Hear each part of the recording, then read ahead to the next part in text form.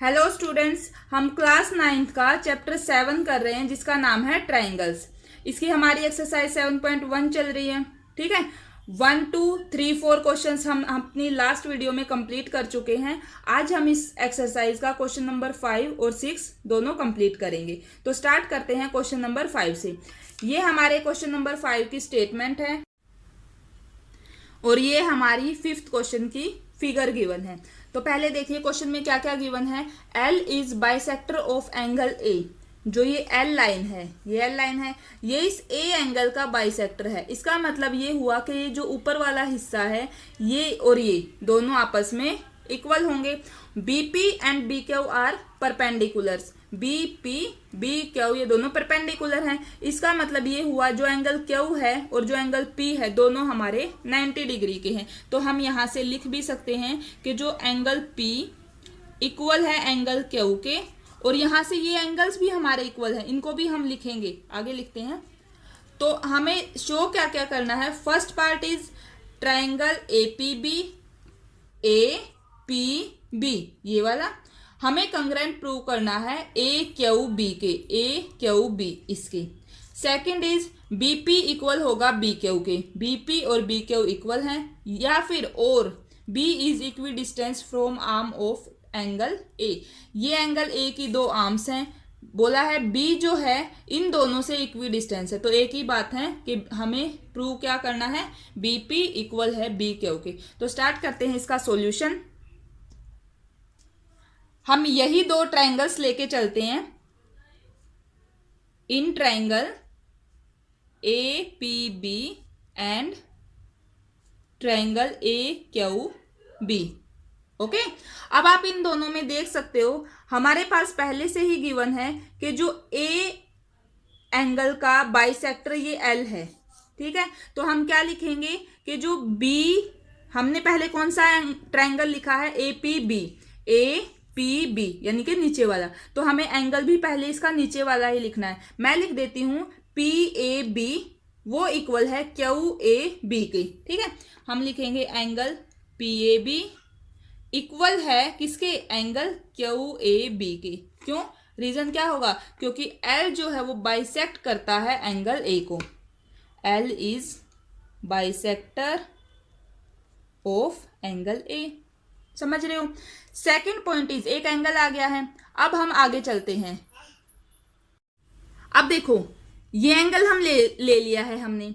अब आगे चलते हैं, ये एंगल ये भी तो इक्वल है ना। तो हम लिखेंगे एंगल P इक्वल है एंगल Q के, गिवन था।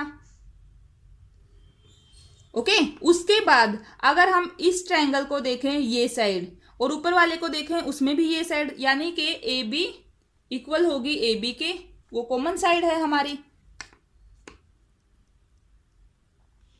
Common side. तो आप तो एंगल साइड से दोनों ट्रायंगल्स कंग्रेंट हो गए हैं।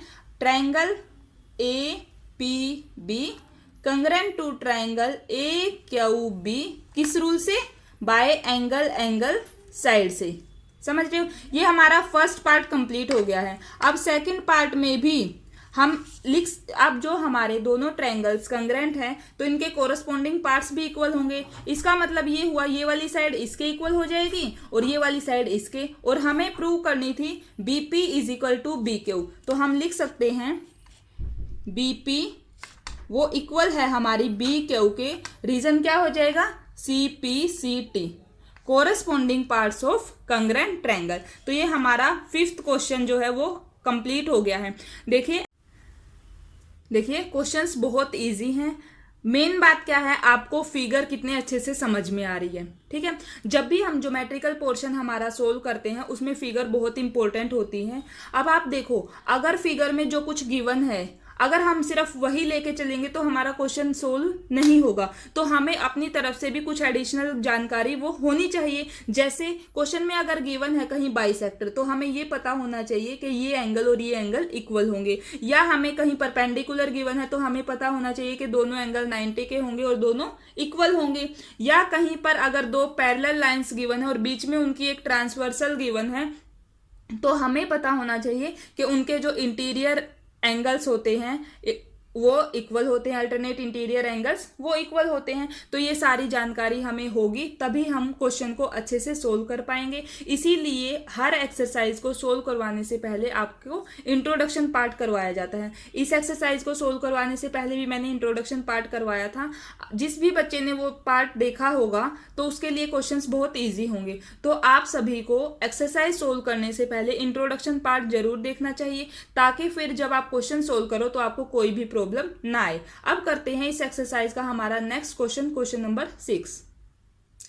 ये हमारा क्वेश्चन नंबर 6 है। ये इसकी फिगर है। क्या क्या गिवन है हमारे पास? ए सी इक्वल है ए ई के, ए सी ए ई, ये दोनों लाइंस एक दूसरे के इक्वल हैं। ए बी इक्वल है ए डी के, ए बी और ए डी इक्वल हैं, समझ रहे हो? उसके बाद क्या है? एंगल बी ए डी, देखो बी ए डी ये इतना, वो इक्वल है ई ए सी के, ई ए सी इस एंगल के। ओके, तो हमें क्या शो करना है? बी सी इक्वल है डी ई के, बी सी वो इक्वल है हमारा डी ई के। दैट मीन्स ये पूरी लाइन बी से सी तक वो हमारी डी ई के इक्वल है, समझ रहे हो? तो अब हम इसको सोल्व कैसे करेंगे?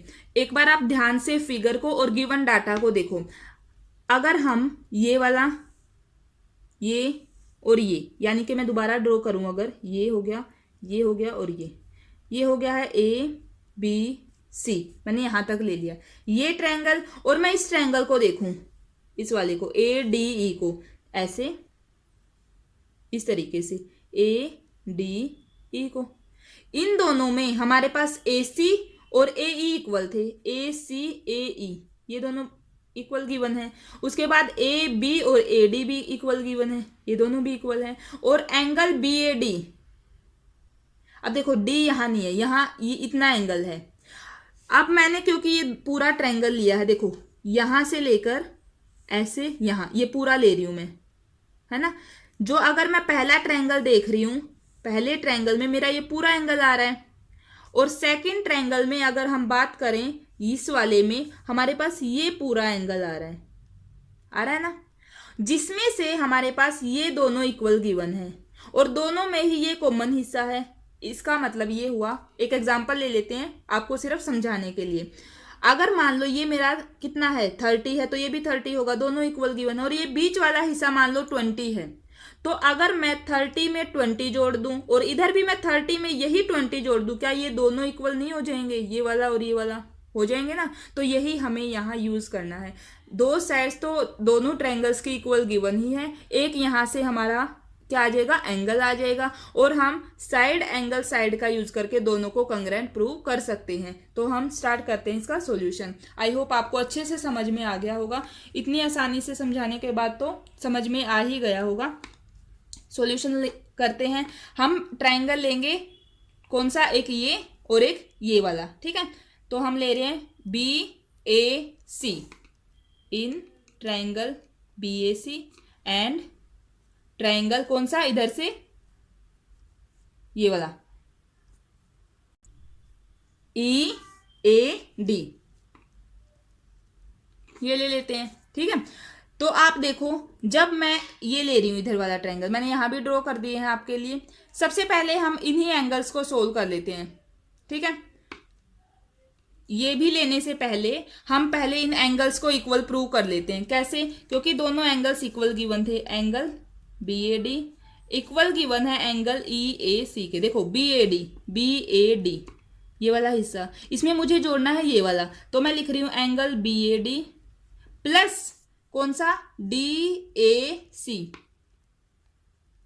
इधर भी एंगल ई ए सी, इसमें भी यही छोटा सा हिस्सा जोड़ रहे हैं, एंगल डी ए सी। दोनों साइड पहले से अगर कोई दो साइड सेम है और उनमें हम इक्वल चीज ऐड कर रहे हैं, सेम चीज ऐड कर रहे हैं, तो आपको पता है रिजल्ट भी सेम ही होगा। तो यहाँ से जो ये पूरा एंगल बन रहा है वो किसके इक्वल हो जाएगा? इस पूरे एंगल के। तो ये पूरा एंगल इतना हो गया, तो हम लिख सकते हैं बी ए सी। इन दोनों को जोड़ के हमारा एंगल बन रहा है एंगल बी ए सी, वो इक्वल हो रहा है इन दोनों को जोड़ के आ रहा है ई ए डी, ठीक है? ये हमने खुद प्रूव कर लिया है। अब हम लेते हैं यही दो हमारे जो ट्रायंगल्स हैं। अब हम लिखेंगे in triangle BAC and triangle EAD, यही होगा ना। अब आप देखो इन दोनों ट्रायंगल में सबसे पहले लेते हैं साइड। यहां से तो हमारी जो इस ट्रायंगल की, इस वाले की AB साइड थी, वो किसके इक्वल थी? AD के, दूसरे के इस साइड के। ठीक है, तो हम लिख लेते हैं, पहले हमने ये वाला ट्रायंगल लिखा है ना BAC, तो मैं इसी की साइड लिखूंगी AB, वो किसके इक्वल है? AD के, गिवन था।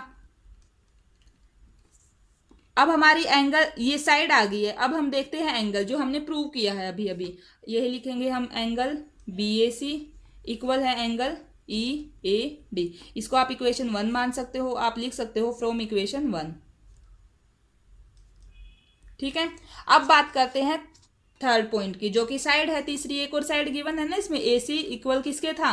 AE के, इसके। तो हम लिखेंगे AC इक्वल है AE के, वो भी गिवन। तो आपको पता है साइड एंगल साइड से दोनों ट्रायंगल्स हमारे जो हैं वो कंग्रेंट प्रूव हो जाते हैं, EAD किससे? By side angle side rule से। अब क्योंकि दोनों कंग्रेंट हैं तो इनकी साइड BC और DE यानी कि जो रिमेनिंग पार्ट्स हैं वो भी हमारे जो कोरस्पोंडिंग पार्ट्स हैं वो भी क्या हो जाएंगे? इक्वल हो जाएंगे। तो हम आराम से लिख सकते हैं कि जो BC है वो इक्वल हो जाएगा DE के by CP/CT, corresponding parts of congruent triangle. ठीक है, और यही हमें यहाँ शो करना था कि BC को इक्वल शो करो DE के। तो इस तरीके से ये हमारा 6th क्वेश्चन कंप्लीट हो गया है। स्टूडेंट्स, ये थी हमारी आज की वीडियो। अगर आपको मेरी वीडियोस अच्छी लग रही हैं, आपके लिए हेल्पफुल हैं, तो प्लीज़ वीडियो को लाइक करना, चैनल को सब्सक्राइब करना और अपने फ्रेंड्स के साथ शेयर करना। Thank you.